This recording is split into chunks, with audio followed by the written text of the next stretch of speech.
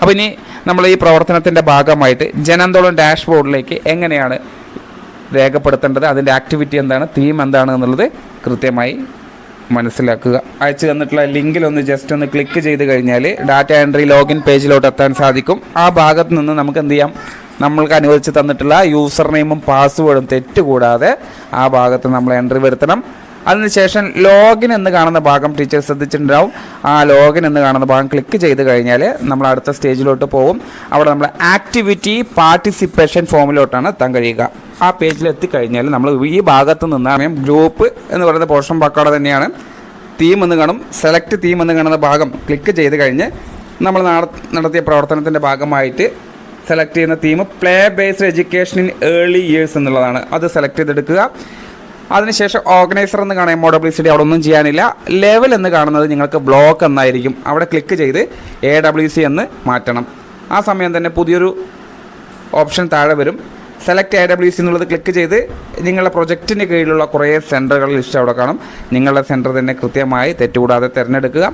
അതിനുശേഷം ആക്ടിവിറ്റി എന്ന് കാണുന്ന ഭാഗത്ത് സെലക്ട് ആക്ടിവിറ്റി എന്ന് കാണും. അവിടെ ക്ലിക്ക് ചെയ്ത് കഴിഞ്ഞാൽ നമ്മൾ നടത്തിയ പ്രവർത്തനം എന്താണ് ഈ ഭാഗത്ത് നിങ്ങൾക്ക് കിട്ടും. അത് കൃത്യമായി സെലക്ട് ചെയ്തെടുക്കുക. ഇവിടെ എന്താ sports and dance session, promotion of physical and motor development എന്നുള്ളതാണ്. ആ ഭാഗം ക്ലിക്ക് ചെയ്തെടുക്കുക.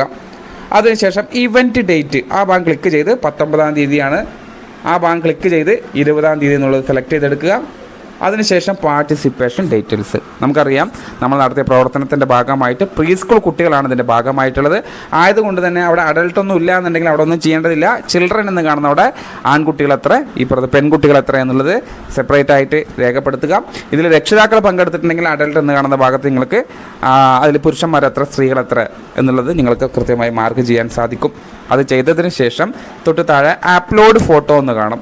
അവിടെ ബ്രൗസ് ഫോട്ടോ എന്ന് കാണുന്ന ഭാഗത്ത് ക്ലിക്ക് ചെയ്ത് കഴിഞ്ഞാൽ നമ്മൾ നടത്തിയ പ്രവർത്തനത്തിൻ്റെ ഭാഗമായിട്ട് നമ്മൾ ഫോണിനകത്തേക്ക് സേവ് ചെയ്തിട്ടുള്ള നല്ല ക്ലാരിറ്റിയുള്ള വൃത്തിയുള്ള ഫോട്ടോ, കുട്ടികൾ കളിക്കുന്നതോ അല്ലെങ്കിൽ ടീച്ചർ അവരേക്ക് സംവദിക്കുന്നതുമായിട്ടുള്ള ഫോട്ടോ ഇവിടെ കൊളാഷ് ആക്കിയതോ സിംഗിളായിട്ടോ ഉള്ളതോ അപ്ലോഡ് ചെയ്തെടുക്കാം.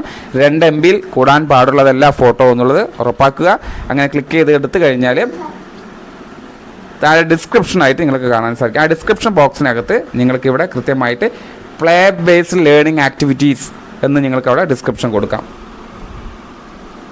അതിനുശേഷം സബ്മിറ്റ് എന്ന് കാണുന്ന ബട്ടൺ ക്ലിക്ക് ചെയ്ത് നമ്മൾ പ്രവർത്തനം അവസാനിപ്പിക്കാം.